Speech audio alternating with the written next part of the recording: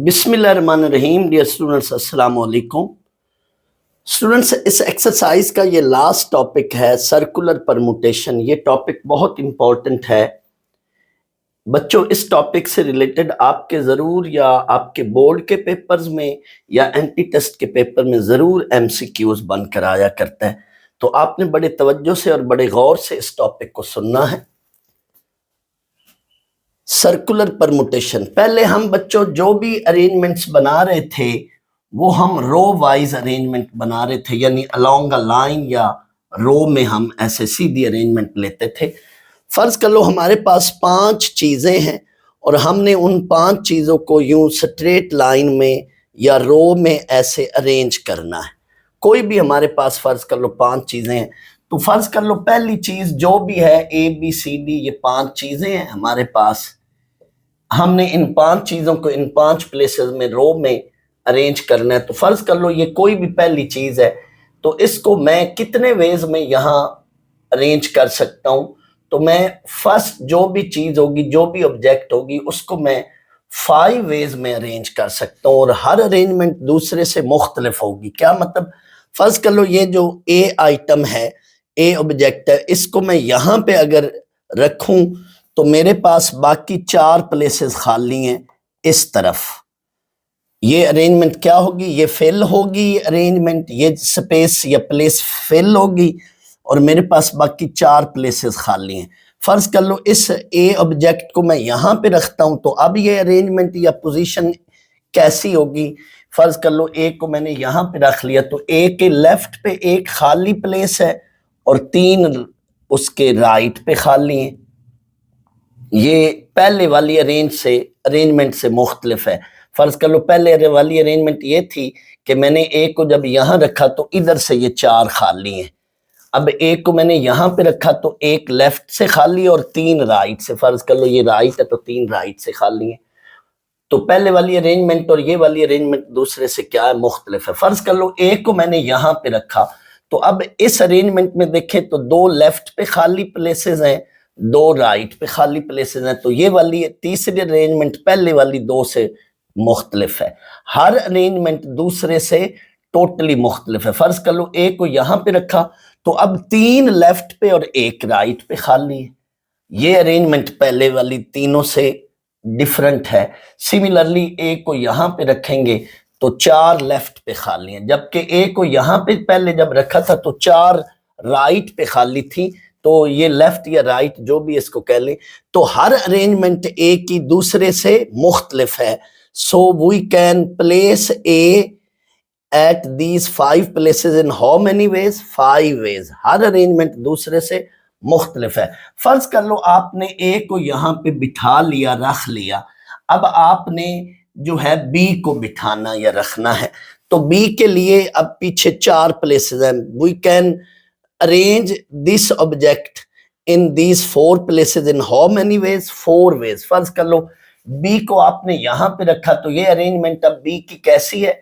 Left पे A पड़ा है और राइट पे 3 खाली हैं, B खुद यहाँ पे है। ये एक अरेंजमेंट होगी। फर्ज कर लो आपने B को यहाँ की बजाय यहाँ पे रखते हो, तो अब B के लिहाज से क्या अरेंजमेंट होंगी? इस एंड पे A पड़ा है, उसके बाद एक प्लेस खाली है, B के लिहाज से लेफ्ट पे एक प्लेस खाली और 2 राइट पे खाली हैं। ये वाली अरेंजमेंट B की पिछली अरेंजमेंट से मुख्तलिफ है। फर्ज कर लो आप B को यहाँ पे रखते हो, तो अब ये वाली अरेंजमेंट क्या हुई? ये वाली पोजीशन क्या बनी B की?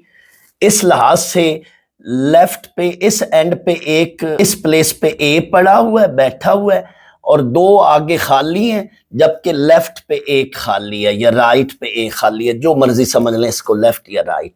तो ये वाली पोजीशन या ये वाली अरेंजमेंट पहले वाली दोनों अरेंजमेंट से मुख्तलिफ हैं। यानी B को आप इन 4 प्लेसेस में से जहां पे मर्जी रख लो, जहां पे मर्जी बिठा लो, तो हर अरेंजमेंट दूसरे वाली पहले वाली अरेंजमेंट से क्या है? डिफरेंट होगी। सो वी कैन प्लेस या अरेंज लेटर B या object B in how many ways? 3 ways. First object को 5 वेज में, सेकंड ऑब्जेक्ट को 4 वेज में, हर अरेंजमेंट दूसरे से मुख्तलिफ है। सिमिलरली थर्ड ऑब्जेक्ट को 3 वेज में, फोर्थ ऑब्जेक्ट को 2 वेज में अरेंज करेंगे, यानी जब उसके लिए सिर्फ यही प्लेस बचेगी तो उसके लिहाज से देख लेना। और फिफ्थ ऑब्जेक्ट को सिंगल वे में यानी 1 वे में अरेंज कर सकते हैं।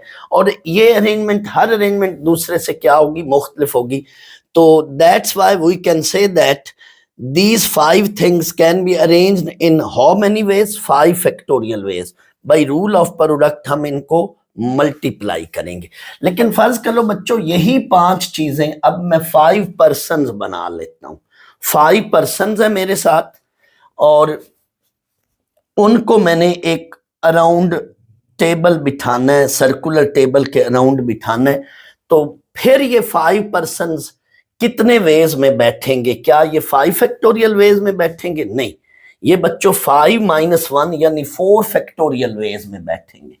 इसकी मैं वजह बताता हूं, इसमें हम 1 क्यों लेस रखते हैं सर्कुलर अरेंजमेंट में। पहले मैं डेफिनेशन बता लूं। Let we have total n things, n objects, then the circular permutation of these n objects, n things will be n minus 1 factorial. इसमें हम हमेशा जो भी गिवन क्वांटिटी होती है उसमें से एक लेस का फैक्टोरियल, सर्कुलर अरेंजमेंट में हम हमेशा उससे एक माइनस करके उसका फैक्टोरियल लेते हैं।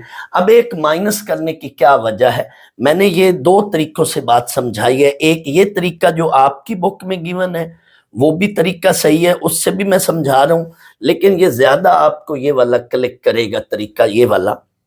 For example we have 5 persons, we want to set these 5 persons around a table. तो these 5 persons can sit on 5 chairs in how many ways, यही बताना है। तो यही बात मैंने लिखी हुई है, we want to set these 5 persons on 5 chairs, कितने वेज में बिठा सकते हैं। आए पहले ये मैं बात आपको एक और अंदाज में समझा लूं, फिर इधर व्हाइट बोर्ड पे आकर समझाता हूं। जी बच्चों, फर्ज कर लो ये मेरे पास एक सर्कुलर टेबल है, इस पे मैंने ये 5 चेयर्स अरेंज की हुई हैं और इन 5 चेयर्स पर मैंने 5 पर्सन्स को बिठाना है। फर्ज कर लो कोई आदमी, पहला जो आदमी है वो यहाँ पे इस चेयर पे बैठता है, तो इस चेयर पर बैठने के साथ उसकी पोजीशन क्या होगी जरा नोट कीजिएगा। यहां फर्ज कर लो आदमी बैठा है तो 2 चेयर्स उसके सामने खाली हैं, ये उसकी क्या पोजीशन बनेगी? 2 चेयर्स उसके सामने खाली हैं, एक लेफ्ट पे खाली और एक राइट पे। अगर आदमी को मैं फर्ज कर लूं इस चेयर पे बिठाकर उसकी पोजीशन को देखूं तो 2 चेयर्स उसके सामने खाली हैं, एक लेफ्ट पे खाली है, एक राइट पे खाली। अब ये आदमी फर्ज कर लो इस चेयर पे बैठता है, तो इस लिहाज से क्या व्यू बनेगा? अब गौर कीजिएगा, फर्ज कर लो आदमी यहां पे मैंने बिठा दिया है, तो इसके लिहाज से जरा देखिएगा। अब यहां ऐसे मैं इसको रोटेट करता हूं तो ये अरेंजमेंट क्या बनी, ये पोजीशन क्या बनी? इस लिहाज से 2 चेयर्स खाली हैं सामने वाली और एक लेफ्ट पे खाली है, एक राइट पे खाली है। यानी इस पोजीशन को देखें तो ये वही पोजीशन है जो पहले वाली पोजीशन थी, यानी ये वही व्यू बन रहा है, सेम व्यू बनेगा जो इसके लिहाज से, इस चेयर के लिहाज से व्यू बन रहा था, अरेंजमेंट बन रही थी। सामने 2 खाली, एक लेफ्ट पे खाली, एक राइट पे खाली। फर्ज कर लो आदमी को मैं उठाकर यहां पे बिठाता हूं इस चेयर पे, तो इस चेयर के लिहाज से उसकी क्या अरेंजमेंट या क्या पोजीशन बनेगी? फर्ज कर लो वो आदमी अब यहां पे बैठ गया, तो इस लिहाज से 2 सामने खाली, एक लेफ्ट पे खाली, एक राइट पे खाली। ये वाला व्यू पहले वाले दोनों व्यूज के बिल्कुल एग्जैक्टली उन जैसा इक्वल है, सेम है। सिमिलरली अगर आप आदमी को इस चेयर पे बिठाते हो तो भी वो पहले वाले व्यू से ही बिल्कुल ये सेम व्यू बनेगा, और अगर आप आदमी को इस चेयर पे बिठाते हो तो भी वही स्टोरी है, 2 उसके सामने खाली हैं, एक लेफ्ट पे और एक राइट पे खाली है। इट मीन जो पहला आदमी है, फर्स्ट पर्सन, वो जहां मर्जी बिठा लें, उसकी अरेंजमेंट पहले वाली अरेंजमेंट बाकी सारों अरेंजमेंट से क्या है, सेम है। It mean first person can sit in how many ways, single ways में वो बैठ सकता है। 5 वेज में नहीं बैठेगा।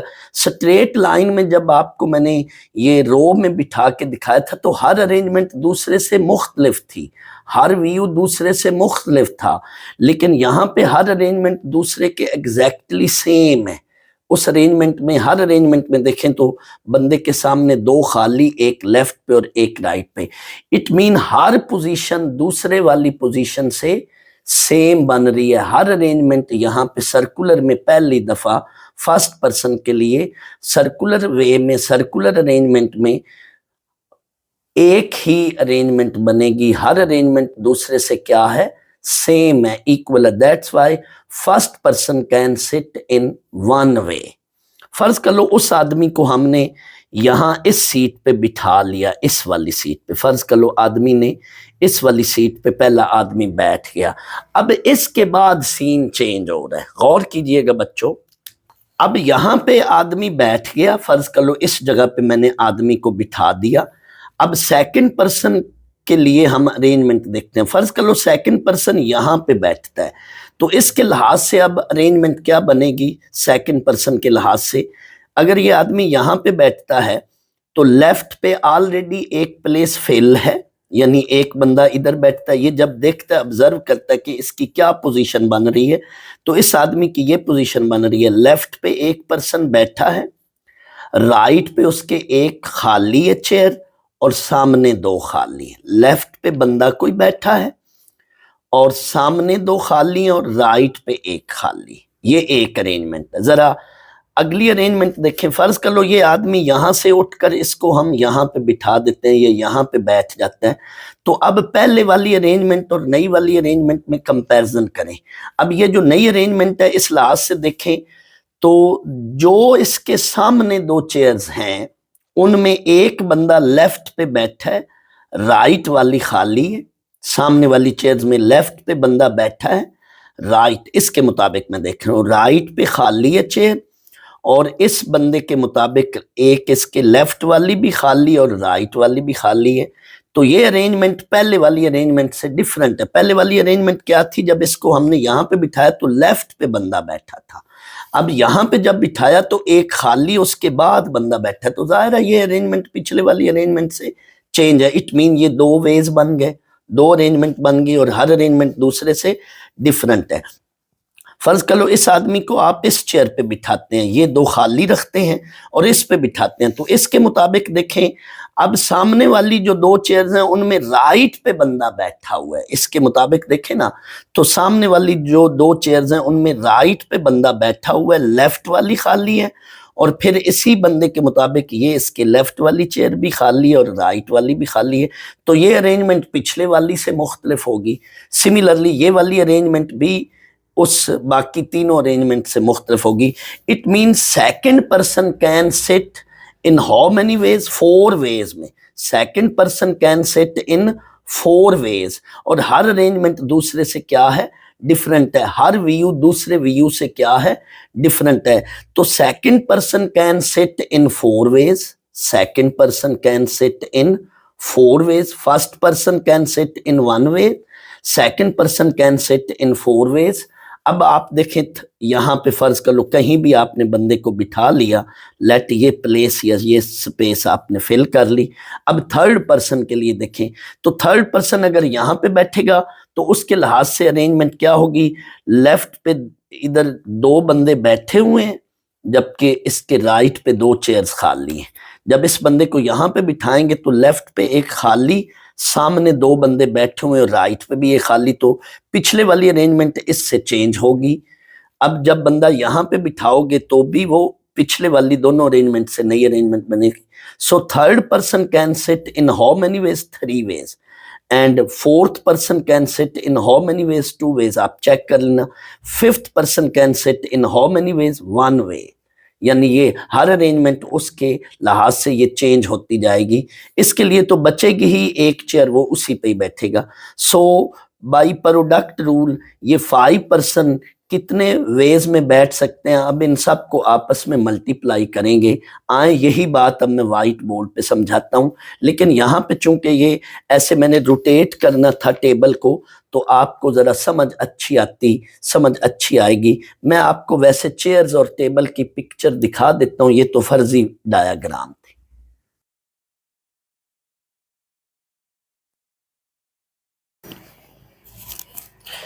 ये देखें, ये रियल ड्राइंग आप देख लें, रियल पिक्चर देख लें। फ़र्ज़ कर लो ये 5 चेयर्स हैं और ये टेबल है, तो इन 5 चेयर्स को हमने मुख्तलिफ तरीक़ों से इन चेयर्स पर 5 पर्सन्स को बिठाना है।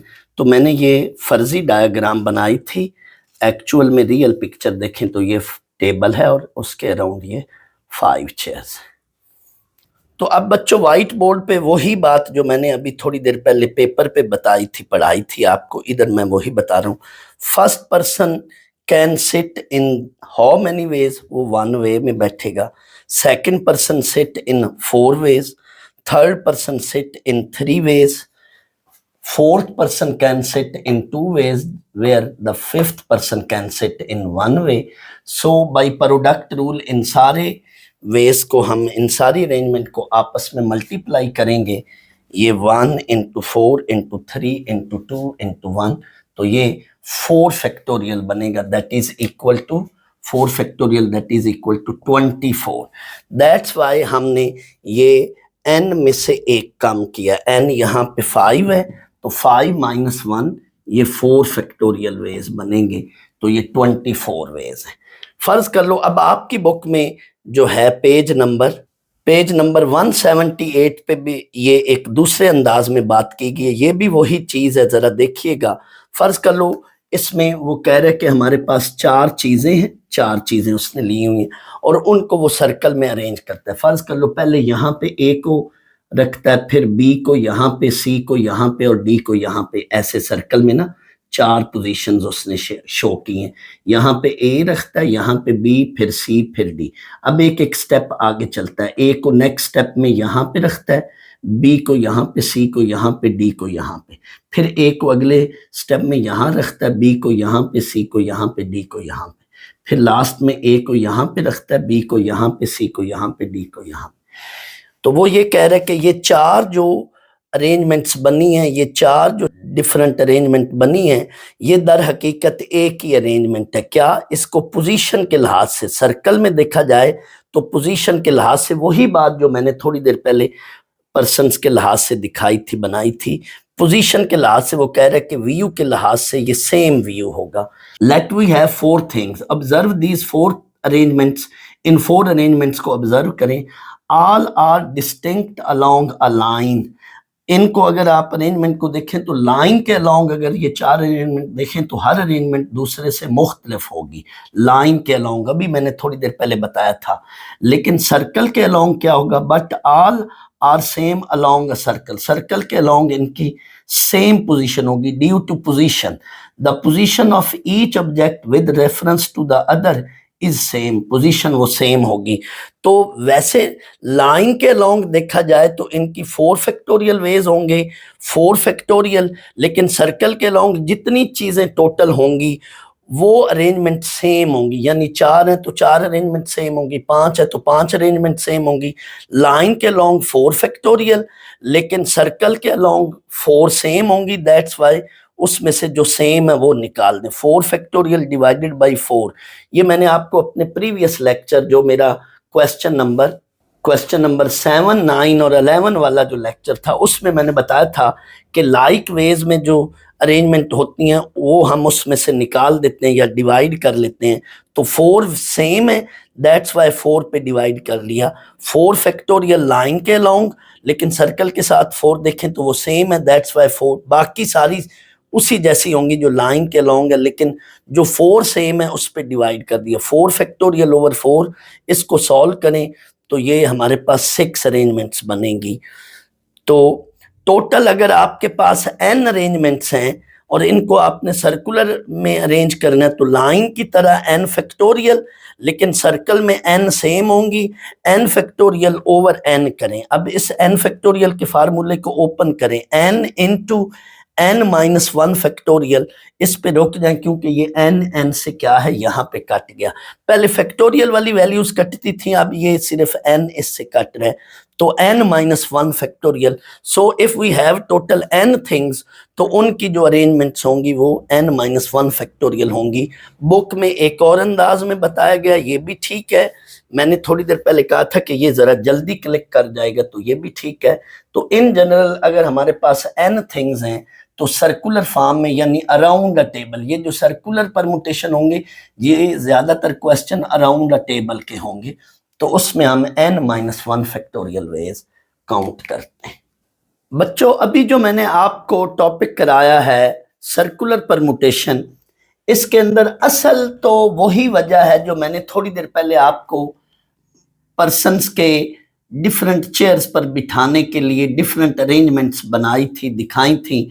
तो उसमें पहले आदमी के लिए जो अरेंजमेंट बन रही थी वो सारी चेयर्स के मुताबिक एक ही बन रही थी। पहले आदमी के बाद पहले आदमी के मुताबिक एक ही बन रही थी, बाकी हर आदमी के लिए पीछे जितनी भी चेयर्स होंगी उसके मुताबिक उतनी ही अरेंजमेंट्स होंगी। यानी असल वजह तो वही है, लेकिन हम बच्चों की आसानी के लिए हम यूं भी कह देते हैं कि in circular permutation we fix one thing to its certain position. हम ये सिर्फ बच्चों की आसानी के लिए कह देते हैं, तो उसमें फिर हम n माइनस 1 का फैक्टोरियल बना लेते हैं, कर लेते हैं। ये सिर्फ आपकी आसानी के लिए आप यूं याद रख सकते हैं, आप यूं याद रख सकते हैं कि in circular permutation we fix one thing to its certain position. ये सिर्फ एक जुगाड़ या एक टोटके के तौर पर, लेकिन असल वजह वही है जो थोड़ी देर पहले मैंने आपको डिफरेंट ऑप्शंस में सर्कुलर टेबल के अराउंड चेयर्स के साथ बनाकर दिखाई थी। असल वजह वही है, लेकिन आप अपनी आसानी के लिए we can fix one thing to its certain position यूं भी याद रख सकते हैं। तो मैं आगे क्वेश्चंस के अंदर यही बात आपकी आसानी के लिए यूं कह दिया करूंगा कि we fix one thing to its certain position, ताकि आपको आसानी रहे याद करने के लिए। तो आए ये क्वेश्चंस अब हम सर्कुलर परमुटेशंस के करते हैं। पहले ये मैं क्वेश्चन नंबर 8 कराऊंगा, फिर मैं 20 कराऊंगा, सर्कुलर परमुटेशन से रिलेटेड क्वेश्चन इकट्ठे कराऊंगा, और फिर ये थोड़ा सा उनकी निस्बतन बाकी दोनों की निस्बतन ये मुश्किल है क्वेश्चन 19, ये मैं इधर बाद में कराऊंगा। क्वेश्चन 8 देखें, इन how many veg can a party of, book में 4 मैन लिखा हुआ है, मैं थोड़ी देर के लिए 4 पढ़ता हूं, फिर इसमें करेक्शन भी कराता हूं। इन how many veg can a party of 4 men and 5 women be seated at a round table so that no 2 women are adjacent, यानी 2 वुमेन इकट्ठी नहीं होंगी, साथ साथ नहीं बैठेंगी, यानी वुमेन के दरमियान, हर 2 वुमेन के दरमियान एक मैन का होना जरूरी है। दूसरे लफ्जों में वो यूं कह रहे कि 2 वुमेन इकट्ठी ना बैठे, यानी 2 वुमेन के दरमियान एक मैन होना जरूरी है, 2 वुमेन के दरमियान एक मैन होना जरूरी है। दूसरे लफ्जों में ये इसका मतलब है। अब बच्चों इस सिचुएशन के साथ यानी 4 men and 5 women लें तो ये ऐसा मुमकिन नहीं है, ये कंडीशन मुमकिन नहीं है जो क्वेश्चन में है। क्या मतलब, ये देखें मैंने एक सर्कल बनाया है, इसमें मैंने 5 वुमेन ली हैं, ये 1 2 3 4 5। अब इन 5 वुमेन के दरमियान 4 मैन लेने हैं, तो इन 2 वुमेन के दरमियान एक मैन रख लिया मैंने, इन 2 वुमेन के दरमियान एक मैन रख लिया, इन 2 वुमेन के दरमियान एक मैन रख लिया, और इन 2 वुमेन के दरमियान एक मैन रख लिया। ये 4 मैन तो पूरे हो गए। अब ये 2 वुमेन इकट्ठी आएंगी। अब हमारे पास 5वां मैन है नहीं कि वो हम रिक्वायर्ड कंडीशन को, जो उनकी मेंशन है कंडीशन, उस रेस्ट्रिक्शन को पूरा करें, ऐसा हो नहीं सकता। तो आप इस क्वेश्चन के अंदर चेंज करेंगे, यानी इस क्वेश्चन की स्टेटमेंट में थोड़ी गलती है, मिस्टेक है। दर हकीकत यहाँ 4 की बजाय या तो यूं होना चाहिए 5 men and 5 women। मैं पहले 5 men and 5 women के साथ क्वेश्चन करा लूं, फिर दूसरी कंडीशन या दूसरी सिचुएशन भी बताऊंगा। फिलहाल 4 men एंड 5 वुमेन के साथ ये क्वेश्चन नहीं हो सकता। दैट्स वाई यहां 4 की बजाय क्या होना चाहिए, 5 men एंड 5 वुमेन। तो आए पहले 5 men एंड 5 वुमेन के साथ ये कंडीशन देखें। तो लेट, ये आपकी मर्जी है डायग्राम क्वेश्चन में बनाएं या ना बनाएं। हमारे पास 5 वुमेन है और 5 men है। लेट, ये आपने सर्कल में एक तरह का ये मैंने राउंड टेबल बनाया है, तो हर 2 वुमेन के दरमियान एक मैन है। आप चेक कर लें, ये 5 वुमेन है और इनके दरमियान 5 मैन है, यानी women and man occupy their alternate seat. अगर ऐसे सवाल होगा कि 5 मैन है और 5 ही वुमेन है, तो फिर सिचुएशन ये बन गई कि women and man occupy their alternate seats. अब देखें, ये जो 5 वुमेन है, इन 5 वुमेन ने इन्हीं 5 चेयर्स पर बैठना है। यानी ये वुमेन उठकर यहां आ जाएगी, ये यहां आ सकती है, ये यहां बैठ सकती है, ये यहां। यानी women can occupy their alternate seat in how many ways. या तो 5 वुमेन में से एक वुमेन को फिक्स कर लें, या 5 मेन में से एक मेन को फिक्स कर लें। अभी थोड़ी देर मैंने बोला था कि सर्कुलर परमुटेशन में आप या तो एक मैन को फिक्स कर लें या एक वुमेन को फिक्स कर लें। अभी थोड़ी देर पहले मैंने बोला था कि सर्कुलर परमुटेशन में हम टोटल में से किसी एक को क्या है, फिक्स करके बाकियों की अरेंजमेंट्स निकालते हैं। तो इसमें 5 वुमेन है और 5 ही मैन है, तो या किसी मैन को एक जगह पे फिक्स करके रिमेनिंग की आप 4 पर्सन्स की अरेंजमेंट बना लें, या वुमेन को एक सर्टन पोजीशन पे फिक्स करके 4 वुमेन की अरेंजमेंट बना ले। दोनों में से किसी एक कैटेगरी को, किसी एक आप जेंडर को फिक्स कर लें, या मेन को या वुमेन को। तो यही बात मैंने लिखी हुई है, वी आइदर फिक्स 1 वुमेन और 1 man to its certain position so that required result फिर क्या बन जाएगा, 5 men और 4 वुमेन, 5 फैक्टोरियल इंटू 4 फैक्टोरियल, या 4 men और 5 वुमेन के लिहाज से 4 फैक्टोरियल इंटू 5 फैक्टोरियल। हमेशा जब ये 2 डिफरेंट इवेंट्स होते हैं तो फंडामेंटल प्रिंसिपल ऑफ काउंटिंग या रूल ऑफ प्रोडक्ट इसको कहते हैं, उसकी मदद से हम इनको आपस में क्या करेंगे, मल्टीप्लाई करेंगे। या एक मैन को फिक्स कर लो। अगर आप एक मैन को फिक्स करते हो तो फिर मैन की अरेंजमेंट्स कितनी बनेंगी, 4 फैक्टोरियल, और वुमेन ऐसे ही रहने दो, उनकी 5 फैक्टोरियल अरेंजमेंट्स बनेंगी। या फिर एक वुमेन को फिक्स कर लो। वुमेन को अगर आप फिक्स करोगे टू इट्स सर्टेन पोजीशन, तो वुमेन पीछे 4 रह जाएंगी। 4 वुमेन अपनी अल्टरनेटिंग इन्हीं सीट्स पर बैठेंगी और मेन जो है वो अपनी अल्टरनेट सीट्स पर बैठेंगे। तो मेन की अरेंजमेंट 5 फैक्टोरियल जबकि वुमेन की अरेंजमेंट 4 फैक्टोरियल। तो इसको मल्टीप्लाई करें तो ये रिक्वायर्ड रिजल्ट है। एक तो ये तरीका, और दूसरा तरीका ये है कि इस क्वेश्चन में आप 5 मेन और 4 वुमेन करें तो फिर तब भी ये रिक्वायरमेंट पूरी हो सकती है, क्योंकि 4 वुमेन जो हैं, ये फर्ज कर लो ये 4 वुमेन है और ये 5 मेन है, तो मैन के लिहाज से कंडीशन कोई नहीं मेंशन है क्वेश्चन में। आप देखें ना, मैन जो हैं वो 2 इकट्ठे साथ साथ बैठ सकते हैं, कंसेक्टिव एक दूसरे के साथ साथ इकट्ठे, लेकिन वुमेन जो है वो अल्टरनेट सीटों पर ही बैठेंगी। यानी 2 वुमेन नहीं इकट्ठी हो सकती, लेकिन मैन 2 इकट्ठे हो सकते हैं। तो ये कंडीशन जो है, इस लिहाज से अगर आप देखें तो फिर 5 मैन होने चाहिए और 4 वुमेन होनी चाहिए।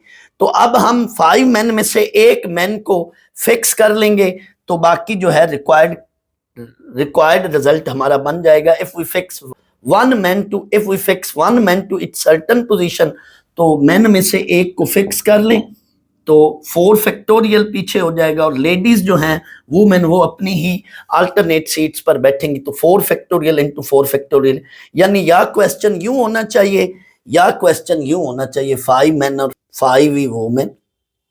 लेकिन 4 मैन और 5 वुमेन के साथ ये क्वेश्चन वाली कंडीशन जो है ये पूरी नहीं हो रही। तो दोनों में से जौन सा मर्जी आप देख लें, स्टेटमेंट के लिहाज से क्वेश्चन के अंदर करेक्शन करके फिर ये क्वेश्चन हो सकता है। क्वेश्चन 20 तो फिर अब बिल्कुल इसी लिहाज से 5 वुमेन और 5 मेन के साथ बिल्कुल यही सीन हो जाएगा, बिल्कुल वही चीज है। Find the number of the ways that 6 men and 6 women seated around at a round table such that they occupy alternate seats. अब इसमें तो वही बात क्लियर होगी। अब 6 मैन है और 6 वुमेन है, तो किसी एक मैन को उसकी सर्टन पोजीशन पे फिक्स कर लो या किसी एक वुमेन को उसकी सर्टन पोजीशन पे फिक्स कर लो, तो आपके पास रिक्वायर्ड अरेंजमेंट या रिक्वायर्ड रिजल्ट ये बनेगा 5 फैक्टोरियल इंटू 6 फैक्टोरियल। अगर आप पहले वुमेन को फिक्स करते हैं तो 6 फैक्टोरियल इंटू 5 फैक्टोरियल, पहले 6 फैक्टोरियल लिख लो। दोनों तरह से यही चीज जो मैंने अभी थोड़ी देर पहले बताई थी, ये सारा वही क्वेश्चन। 19 क्वेश्चन को देखें, ये जरा थोड़ा सा डिफरेंट है। स्टूडेंट्स, जो भी सर्कुलर परमुटेशन के क्वेश्चन होंगे उनमें राउंड टेबल की स्टोरी होगी। मैंने अभी आर्टिकल में भी बताया था कि राउंड टेबल वाला सीन जरूर होगा। ये क्वेश्चन देखें, the chief secretary of Sindh calls a meeting of 10 secretaries. In how many ways they can be seated at a round table such that, यहां होना चाहिए था क्वेश्चन में such that 3 particular secretaries want to sit together. Total 10 secretaries हैं, total बच्चों 10 secretaries हैं, लेकिन साथ ये कंडीशन है कि 3 सेक्रेटरीज ऐसे हैं जिन्होंने कहा है कि जी हमें तो साथ साथ बैठना, या यूं कह लें कि कोई ऊपर से हमें कॉल आ गई है सेक्रेटरी को कि इन 3 सेक्रेटरीज को जो है इकट्ठे ही रखना है, ये साथ साथ ही बैठे, या किसी जरूरत के तहत या किसी जरूरत या मजबूरी की वजह से उन 3 सेक्रेटरीज ने इकट्ठे बैठना है। तो जब भी बच्चों कोई सी 2 या 3 चीजों का इकट्ठे होना आ जाए, तो ये मैंने पहले भी ये बात क्वेश्चन 13 मेरा 13 क्वेश्चन वाला लेक्चर देखिएगा, उसमें मैंने बात बताई थी कि उन 3 चीजों को या 2 चीजों को आप एक यूनिट तस्वर करके टोटल में से उसको माइनस कर लें। पहले आपने क्या करना है, 10 में से टोटल में से उन 3 को माइनस कर लें, पीछे बच्चे 7 सेक्रेटरीज। लेकिन अब उन 3 सेक्रेटरीज को जो हमने जिनको इकट्ठे कंसिडर करना था एक यूनिट बनाकर, वो टोटल रिमेनिंग में वो ऐड कर लें। पहले टोटल में से वो माइनस किए, साइड पर चले गए, अब उनको एक यूनिट बनाते हुए वापस टोटल में रख लिया। आप रिकॉल करें, मैंने इस क्वेश्चन के साथ 2 और 8 वाली एग्जांपल भी करवाई थी। तो 2, 8 को 1 यूनिट कंसीडर करते हुए साथ उस पर्ची को मैं वापस लेकर आया था। पीछे हमारे पास 2 और 8 के अलावा 3 डिजिट्स बचे थे, और उन 3 के साथ टोटल 5 डिजिट थे। टोटल 5 डिजिट्स थे, याद करें, 1 2 4 6 8। और मैंने उधर ये अपनी तरफ से क्वेश्चन 13 के साथ एक एग्जांपल बनाई थी, एसएलओ बेस्ड क्वेश्चन बनाया था कि लेट ये 5 डिजिट्स हैं, तो how many 5 digits numbers can be made where 2,8 are together comes together. तो हमने क्या किया था, 2 और 8 को इसमें से निकाल दिया, पीछे हमारे पास 3 डिजिट्स बचे, 3 ये रिमेनिंग बचे, 5 में से 2 डिजिट्स को निकाला, 3 बचे। अब इन 2 डिजिट्स को हम एक डिजिट तस्वर करते हुए उन 3 में इसको ऐड कर दिया, तो 4 डिजिट्स बन गए थे। तो फिर हमने इनकी अरेंजमेंट्स निकाली 4p4, और वो 2 डिजिट्स जो है आपस में कितने वेज में अरेंज हो सकते हैं, 2 फैक्टोरियल वेज में। तो मैंने कहा था कि ये इतनी अरेंजमेंट्स ऐसी बनेंगी जिनमें 2 8 इकट्ठा है।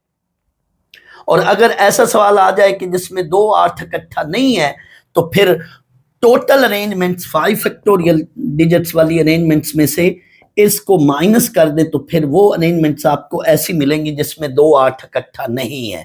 अभी ये मैं बात इस क्वेश्चन में भी रिपीट करूंगा, मैं यहां पे भी वही बात समझा रहा हूं कि टोटल 10 सेक्रेटरीज हैं, उसमें से 3 को साइड पर कर लें, पीछे क्या बच्चे 7। अब उन 3 को एक यूनिट तस्वर करते हुए, जैसे 2 8 वाली पर्ची को, मेरा ये लेक्चर जरूर सुनिएगा तब आपको इसकी और अच्छी समझ आएगी। 2 8 वाली पर्ची को मैंने एक डिजिट बनाते हुए, एक यूनिट बनाते हुए उसके साथ ऐड कर लिया था। सिमिलरली ये 3 सेक्रेटरीज को एक सेक्रेटरी एक यूनिट तस्वर करते हुए इसमें ऐड कर लें। अब 8 सेक्रेटरीज बन गए। पहले 10 में से 3 को साइड पर कर दें, 7 बचे। अब वो जो 3 साइड पर किए हैं उन्होंने साथ साथ बैठना है, उनको एक यूनिट तस्वर करते हुए ऐड कर ले साथ।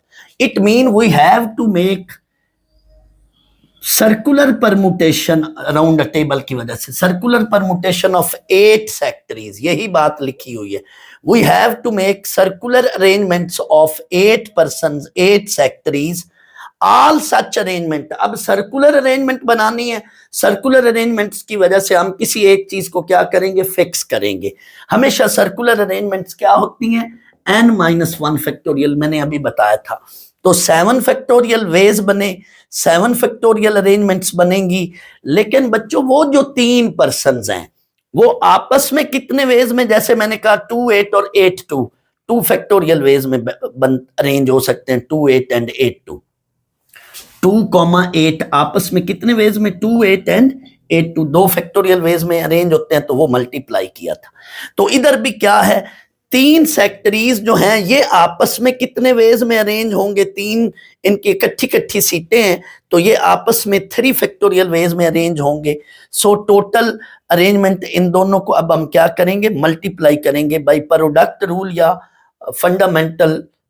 फंडामेंटल प्रिंसिपल ऑफ काउंटिंग की वजह से इनको हम आपस में क्या करेंगे, मल्टीप्लाई करें। बहुत सारे क्वेश्चन में फंडामेंटल प्रिंसिपल ऑफ काउंटिंग या रूल ऑफ प्रोडक्ट यूज हो रहा है, और मैंने अपने एक लेक्चर में रूल ऑफ प्रोडक्ट की बड़ी बेहतरीन एग्जांपल आपको डाइस और कॉइन की हेल्प से समझाई थी, वो आप देख लेना। तो बहुत सारे क्वेश्चन में ये फंडामेंटल प्रिंसिपल ऑफ काउंटिंग या रूल ऑफ प्रोडक्ट, ये एक ही नाम है, ये लग रहा है, तो इसमें हम इनको क्या करते हैं, मल्टीप्लाई करते हैं। मैं रिकॉल करवा देता हूं इस रूल को। इफ इन एन इवेंट कोई चीज है वो ए इवेंट में m टाइम अक्कर हो रही है, कोई दूसरे इवेंट b में कोई चीज n टाइम अक्कर हो रही है, तो ऑल पॉसिबल अरेंजमेंट्स क्या होंगी, m into n, वो हम उनको आपस में क्या करेंगे, मल्टीप्लाई करते हैं। मैंने आपकी वजाहत के लिए ये फिर साथ क्वेश्चन 13 रिकॉल करवाने के लिए लिख दिया है। ये क्वेश्चन 13 आप देखें, इसमें ये वर्ड था मशीन। वो कहते हैं मशीन वर्ड के अंदर जितने भी लेटर्स हैं, ऐसे कितने इन वर्ड्स की मदद से हम वर्ड्स और बना सकते हैं कि उनमें वावल इकट्ठा ना आए, वावल इकट्ठा ना आए। तो पहले देखें, इसमें टोटल 7 लेटर हैं, 7 फैक्टोरियल अरेंजमेंट्स बनेंगी, बट 3 वावल्स हैं। कौन कौन से, ए आई ई, 3 वावल्स हैं। इन 3 वावल्स को साइड पर कर दो, 7 में से 3, वही बात, 7 में से 3 वावल्स हैं, उनको साइड पर कर दो। रिमेनिंग कितने लेटर्स बचे, 4 लेटर्स बचे। लेकिन उन 3 वावल्स को एक लेटर या एक यूनिट कंसीडर करते हुए ऐड कर लो। अब हमारे पास कितने लेटर्स बन गए, 5 लेटर्स। 5 लेटर्स की अलोंग अ लाइन, क्योंकि ये लाइन वाली है, वो सर्कुलर थी, अलोंग अ लाइन 5 लेटर्स की कितनी अरेंजमेंट्स बनेंगी, 5 फैक्टोरियल। बट ये जो 3 वावल्स हैं, ये 3 वावल आपस में कितने वेज में अरेंज होंगे, 3 फैक्टोरियल वेज में। तो 5 फैक्टोरियल इंटू 3 फैक्टोरियल, वही बात रूल ऑफ प्रोडक्ट के तहत 720 ऐसी अरेंजमेंट्स बनेंगी जिनमें वावल साथ साथ हैं। सिर्फ वावल साथ साथ का क्वेश्चन हो तो थोड़ी देर पहले मैंने कहा था जैसे 2 8 इकट्ठा है तो इतनी अरेंजमेंट्स बनेंगी, लेकिन क्वेश्चन में उसने कहा है vowels never come together. It mean total 7 letters के साथ 7 फैक्टोरियल अरेंजमेंट्स, और साथ साथ जो वावल साथ साथ हैं वो इतनी अरेंजमेंट्स हैं। तो फिर वो अरेंजमेंट्स बाकी कितनी होंगी जिनमें वावल इकट्ठे नहीं है, दैट्स वाई 7 फैक्टोरियल टोटल में से 7 वावल जिनके हैं वो वाली अरेंजमेंट माइनस कर दें, तो ये वाली अरेंजमेंट्स ऐसी होंगी जिसमें वावल्स इकट्ठे नहीं हैं। आप ये मेरा लेक्चर सुनिएगा ना इसके साथ दोबारा, जिसमें मैंने इस तरह की अपनी तरफ से एक एग्जांपल भी करवाई थी और फिर ये क्वेश्चन कराया था। फिर ये क्वेश्चन दोबारा देखिएगा तो मेरी श्योरिटी है, गारंटी है 100 + 10%, 100% नहीं 100 + 10%, 110% श्योरिटी आपको फिर ये बहुत अच्छी समझ आएगी। तो जब भी कोई चीजें साथ साथ हों तो आपने क्या करना है, टोटल में से जितनी साथ रखनी है चीजें वो माइनस कर लें, फिर उसके अंदर उसको एक यूनिट कंसीडर करते हुए, एक उसके अंदर एलिमेंट कंसीडर करते हुए उसको ऐड कर लें और उसकी फिर अरेंजमेंट बना लें। हाँ, सर्कुलर में एक माइनस करते हैं, सर्कुलर ना हो, लाइन के अलोंग हो, स्ट्रेट हो, तो फिर सीधा सीधा उसकी अरेंजमेंट करते हैं। फिर जिन चीजों ने साथ साथ रहना होता है उनकी आपस में जितनी भी वो चीजें उतने फैक्टोरियल आपस में अमंग देमसेल्व्स उनमें अरेंजमेंट्स बनेंगी, वो उससे मल्टीप्लाई कर दिया। इधर ये देखो ना, मैंने लफ्ज लिखा हुआ है कि ये तीन जो सेक्टरीज हैं ये आपस में अमंग देमसेल्व्स उनकी कितनी अरेंजमेंट्स बनती हैं, फिर उसके मुताबिक उसको मल्टीप्लाई करने रूल ऑफ प्रोडक्ट के तहत। ठीक है, ये तो क्वेश्चन था कि इकट्ठे नहीं हैं, तो फिर टोटल में से इकट्ठे वाले माइनस कर दें तो फिर वो ऐसी अरेंजमेंट्स बचेंगी जो आपको इकट्ठे नहीं है। ये इसका क्वेश्चन है। अब फर्ज कर लो इस क्वेश्चन में भी वो कह देता कि इकट्ठे नहीं हैं, सेक्टरी 3 ने इकट्ठे नहीं बैठना या 2 ने इकट्ठे नहीं बैठना, तो फिर इसमें भी आप यही काम करते, पहले आप 9 फैक्टोरियल ऑल पॉसिबल अरेंजमेंट्स बना लेते, फिर वो वाली अरेंजमेंट्स जो इकट्ठी हैं वो माइनस कर लें आप इकट्ठी वाली, तो बाकी अरेंजमेंट्स वो मिलेंगी जिसमें वो सेक्टरीज इकट्ठे नहीं होंगे। यानी एसएलओ बेस लिहाज से भी आपको कोई क्वेश्चन आ जाए एसएलओ बेस का, तो आपका उस तरह से भी कंसेप्ट क्या होना चाहिए, क्लियर होना चाहिए। स्टूडेंट्स ये बड़ी इंपॉर्टेंट बात है, बड़ी ज़रूरी और अहम बात है, इसको आपने ज़रूर अपनी बुक का पेज या तो 179 पे नोट कर लो या एंड ऑफ एक्सरसाइज जहां पे हो रहा है पेज 180 उधर नीचे एंड पे नोट कर लो। इन दोनों पेजेस में से कहीं मर्जी जो है आप इसको नोट कर लो, as it is copy paste करें। आपकी बुक का पेज 178 पर एंड पे थोड़ा सा जिक्र फिक्र किया गया बराए नाम, लेकिन ये बड़ी ज़रूरी बात है। इससे रिलेटेड एंट्री टेस्ट के, इंजीनियरिंग यूनिवर्सिटीज के जो एंट्री टेस्ट के पेपर्स होते हैं ज़रूर एमसीक्यू आता है, और आप अगर किसी भी बोर्ड का ऑब्जेक्टिव टाइप क्वेश्चन देखें तो उसमें भी इससे रिलेटेड ज़रूर एमसीक्यू आया हुआ है। प्लीज़ इसको ज़रूर नोट कीजिएगा, या बुक का 179 पेज या बुक का 180 पेज उधर आपने as it is copy paste करनी है, ये वाली चीज़ यहाँ तक। सर्कुलर परमुटेशन 2 तरह के होते हैं। एक तो वो है कि जिसमें n पर्सन्स को हमने अराउंड अ टेबल बिठाना होता है, चेयर्स पर या जैसे मर्जी उन्होंने बैठना होता है around a table. Circular permutation में n थिंग्स या n पर्सन्स को अराउंड अ टेबल जब बिठाना होता है तो उसका जवाब होगा n-1 फैक्टोरियल। लेकिन in the case of beads, necklaces, की चेन, की रिंग, नेकलेसेस जो हार होते हैं मोतियों के, तो उसमें हमने क्या करना होता है, n-1 सर्कुलर की वजह से, n बीड्स हैं या n की चेन है, n कीज हैं, कुछ भी हैं, तो n-1 फैक्टोरियल सर्कुलर की वजह से डिवाइडेड विद 2 हम साथ करते हैं। ये हम 2 पे क्यों डिवाइड करते हैं ये मैं बड़ी डिटेल से बताने लगा हूं। पहली बात तो ये है कि हम ये 2 पर इसलिए डिवाइड करते हैं because half of the arrangements can be obtained by flipping और टर्न ओवर देम। उनको चीज़ों को, द थिंग्स, चीज़ों को जो है टर्न करने से या फ्लिपिंग करने से जो अरेंजमेंट्स बनती हैं वो वही अरेंजमेंट्स होती हैं जो फ्लिप करने से पहले बनती हैं। That's why half of the arrangements को हम डिस्कार्ड कर देते हैं, निकाल देते हैं। दैट्स वाई हम डिवाइडेड विद 2 करते हैं। ये स्टूडेंट्स ऐसे नहीं समझ आपको आनी कि ये जुमला क्या है, इसका मतलब या मकसद। अभी मैं आपको प्रैक्टिकली परफॉर्म करके दिखाऊंगा, थोड़ी देर वेट करें। फर्ज कर लो मेरे पास बच्चों ये 5 बीड्स हैं। ये ग्रीन कलर में बीड है, ये ब्लैक कलर में बीड है, ये ब्लू कलर में मोती है ये बीड्स, ये रेड कलर में, और ये थोड़ी देर के लिए सपोज कर लें कि ये अंदर वाइट कलर है, वाइट कलर में बीड है।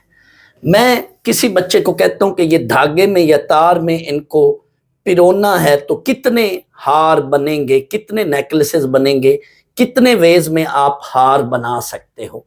तो एक अरेंजमेंट बच्चे ने यूं की कि ये ब्लू कलर के बीड को यहाँ पे उसने रख लिया, रेड कलर को यहाँ पे, ब्लैक को यहाँ पे, ग्रीन को यहाँ पे, और ये फर्ज कर लो ये वाइट कलर का जो बीड है वाइट कलर में वो यहाँ पे रख लिया। फिर उसने इन्हीं को उतारा बीड्स को, दोबारा उसने ये अरेंजमेंट बनाई। क्या? ब्लू ये है, वाइट ये है, ब्लैक ये है, ग्रीन ये है और ये रेड है। तो मैंने उसको कहा कि भाई ये जो तुमने अरेंजमेंट बनाई है ये या ये सेम है। वो कहता सर वो कैसे? देखो ये धागे में ऐसे ना आप यूं समझे कि यहाँ पे धागा है, ये तार है और उसके साथ ये बंधे हुए। तो मैं इस धागे को अगर 180 पर यूं टर्न कर दूं, ये देखो ना ऐसे मैं इसको टर्न कर दूं, फर्ज कर लो ये धागा है, ये धागे के साथ बंधे हुए तार है, ये धागा है, तो मैं इस धागे को यूं 180 पर, ऐसे है तो मैं ये 180 पर टर्न कर दूं, यूं, ये देखो ना, ऐसे 180 पे टर्न कर दूं, तो ये व्हाइट बीड इधर आ जाएगा, रेड इधर चला जाएगा, बाकी वैसे के वैसे। ये अरेंजमेंट जो है ये सेम है, दूसरे लफ्जों में, बजाय वो निकाल के उतार के दोबारा ये अरेंजमेंट करे, मैंने कहा ये अरेंजमेंट इसको 180 पे टर्न करो इस तार को, तो ये वाली बन जाती है, लिहाजा ये अरेंजमेंट सेम है। सिमिलरली और भी बहुत सारी इस तरह की अरेंजमेंट्स होंगी जो टर्न करने से हो रही हैं, यानी जितनी अरेंजमेंट अलग अलग तोड़कर वो निकाल कर बना रहा है, उसको टर्न आउट करने से वो अरेंजमेंट हासिल हो रही है। That's why half of the arrangements जो ऐसी बनेंगी उसको हम क्या करेंगे, उस पर डिवाइड कर देंगे, डिस्कार्ड कर देंगे। आएंगे, मैं आपको ऐसे टर्न ओवर करके बीड्स का नेकलेसेस एक बनाया मैं उससे आपको बनाया, मैं आपको दिखा देता हूँ टर्न ओवर करने से कैसे वो सेम बनती है। आए ये देख लें। फर्ज कर लो ये मेरे पास बच्चों को ये धागा है और ये मेरे पास 5 बीड्स हैं डिफरेंट कलर्स में। मैंने इन बीड्स को इस धागे के अंदर इनको पिरोना है और मैंने डिफरेंट कलर्स के डिफरेंट फॉर्म्स में मैंने नेकलेसेस बनाने हैं। तो फर्ज कर लो मैंने एक अरेंजमेंट जो बनाई है इन बीड से, वो मैंने ये बनाई है। देखें इन बीड्स को मैंने धागे में पिरोने की कोशिश करके खुद अपने तौर पे ये मैंने बनाई है। प्लीज़ आप इसको जस्ट कंसिडर कर लें कि ये एक अरेंजमेंट बनी है। अब मैं क्या करता हूँ, इस ग्रीन वाले को और इस वाले को उतार कर एक दोबारा से मैं अरेंजमेंट बनाता हूँ। जस्ट इसको ग्रीन वाले को यहाँ पे मैंने रखना है और ब्लू वाले को इसको मैंने यहाँ पे रखना है। ये जो लाइट ब्लू है इसको यहाँ पे रखना है और इसको मैंने ग्रीन वाले को यहाँ पे रखना है। तो मेरे पास जो नई अरेंजमेंट बनेगी वो ये बनेगी। ये फर्ज कर लो ये नई अरेंजमेंट बन गई, ये नया दूसरा नेकलेस, ये दूसरा नेकलेस बन गया।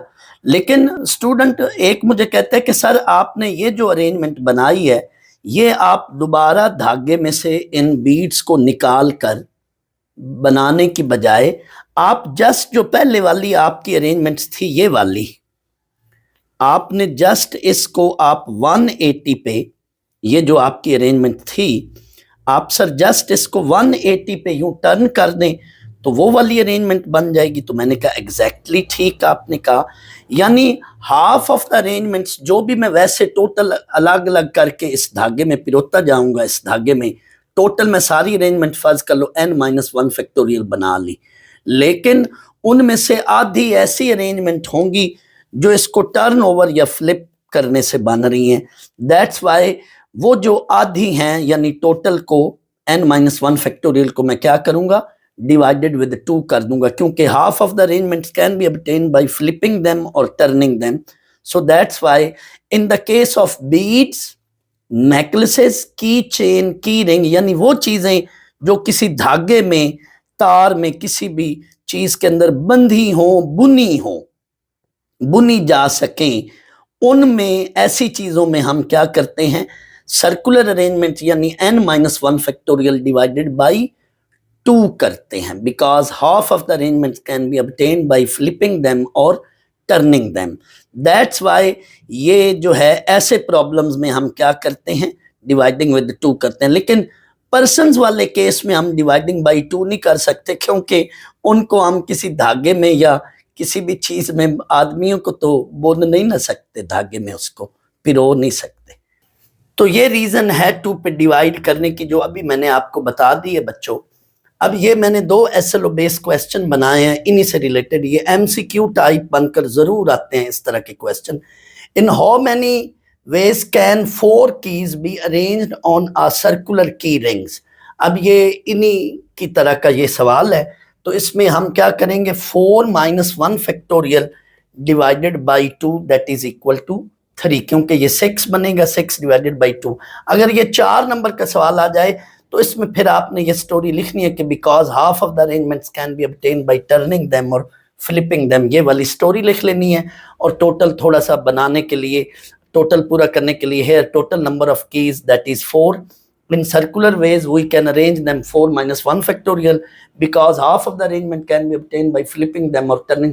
ये थोड़ी सी गपशप लगा के आपने यूं फिर करना है, लेकिन एक नंबर का MCQ हो तो फिर तो सीधा सीधा यूं कर ले। नेक्स्ट एक और क्वेश्चन मैंने बना दिया नेकलेसेस का। How many necklaces can be made from 6 beads, यही जो अभी मैंने बात की, ऑफ डिफरेंट कलर्स। तो 6 minus 1 फैक्टोरियल डिवाइडेड बाई 2 कर लें, डिवाइडेड बाई 2 वाली यही बात, तो ये टोटल आंसर बनेगा 60। आप इसको चेक कर लें, ये रिजल्ट बनेगा। बच्चों अब ये आखिरी क्वेश्चन जो 2 हैं, इनके अंदर use of permutation in cryptography, यानी क्रिप्टोग्राफी के अंदर हम परमुटेशंस को कैसे यूज करते हैं। स्टूडेंट्स इस तरह की चीज आपने पहले चैप्टर 3 एक्सरसाइज 2.6 उसका क्वेश्चन नंबर 10 उसमें भी हमने यूज ऑफ क्रिप्टोग्राफी किया था। उधर हम किसी भी मैसेज को कोड या एनकोड करने के लिए मैट्रिसेस की हेल्प लेते थे, यानी मैट्रिसेस की मदद से हम किसी भी वर्ड को एनकोड या डीकोड करते थे। इधर भी हम वही काम करेंगे, हम किसी भी वर्ड को या किसी भी मैसेज को परमुटेशन की मदद से एनकोड या डीकोड करेंगे। ये इस क्वेश्चन में और इस क्वेश्चन में हमें ये बताना या करना है।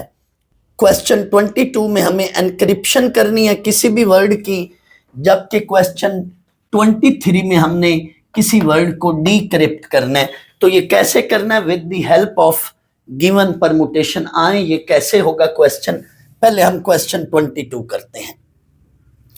Encrypt the word Lahore by using permutation this one by labeling L as 1, A as 2 and so on. Students अक्सर ये जो खुफिया मैसेजेस जब लोग एक दूसरे को किसी कोड वर्ड में कोई मैसेज भेजते हैं तो वहां पे इस तरह का काम किया जाता है।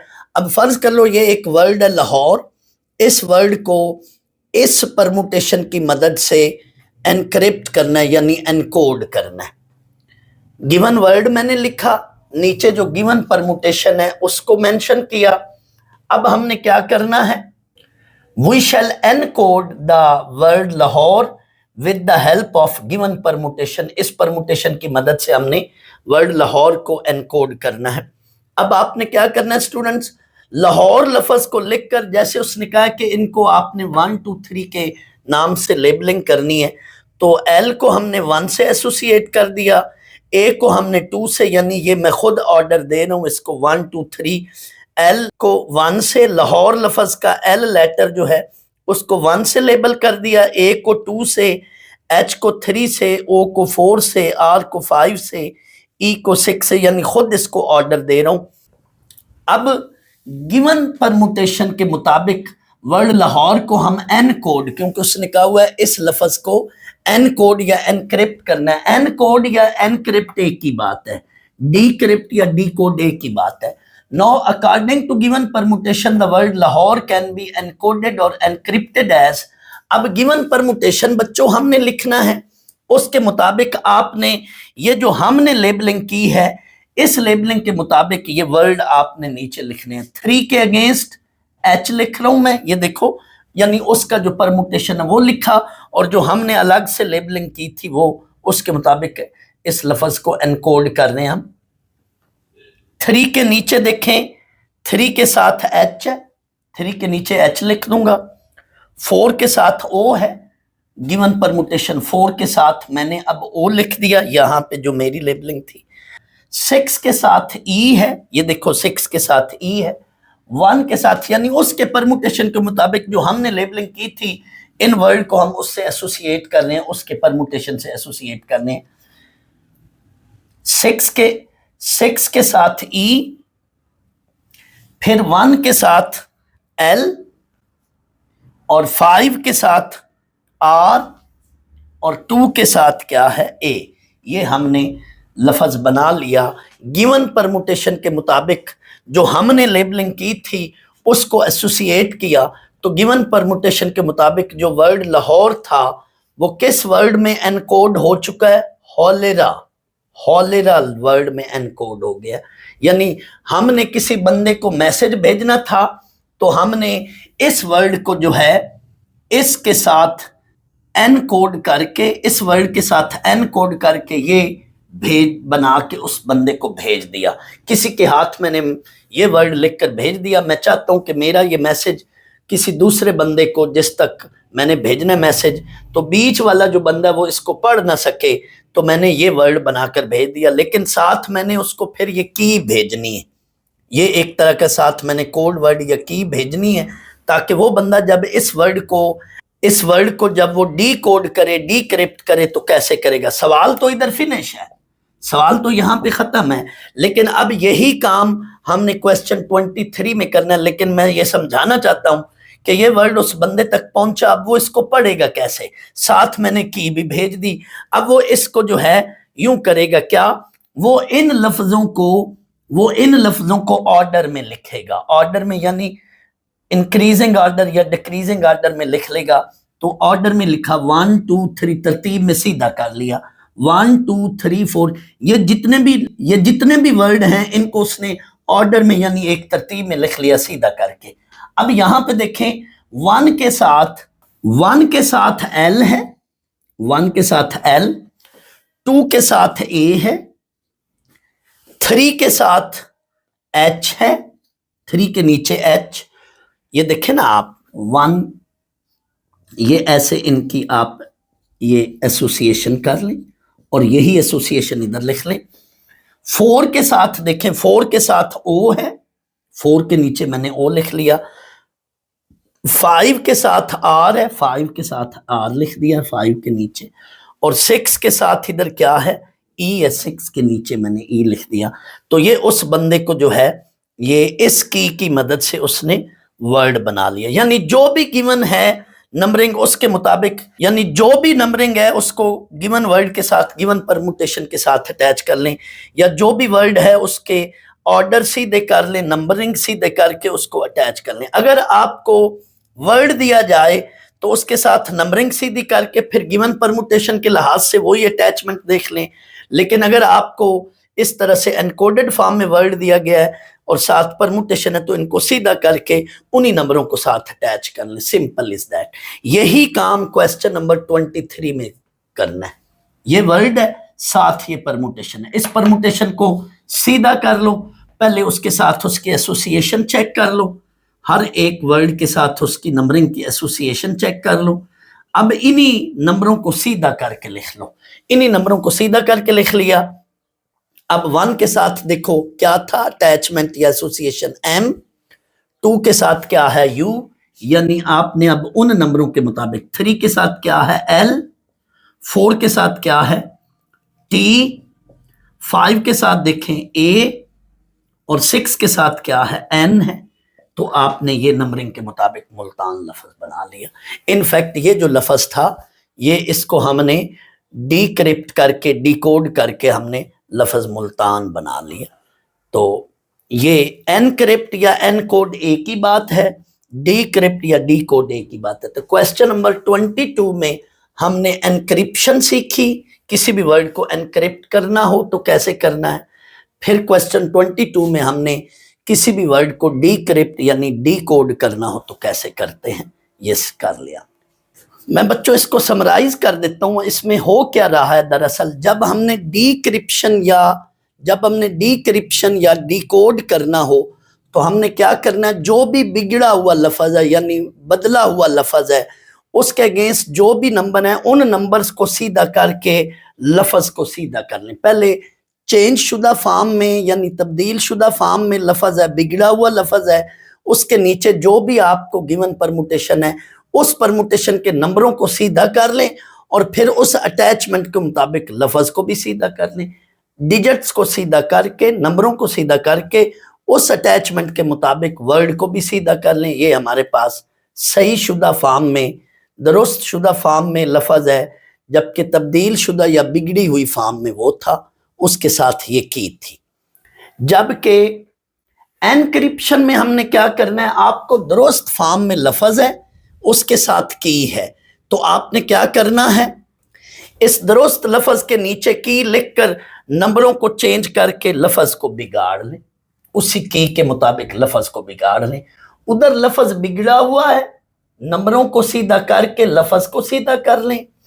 इधर लफ्ज के साथ गिवन परमुटेशन है, नंबरों को सीधा करके, नंबरों को इन्हीं को लफ्जों के साथ नंबर अटैच करके इस गिवन परमुटेशन के मुताबिक लफ्ज को बिगाड़ लें, गिवन परमुटेशन के मुताबिक लफ्ज को बिगाड़ लें।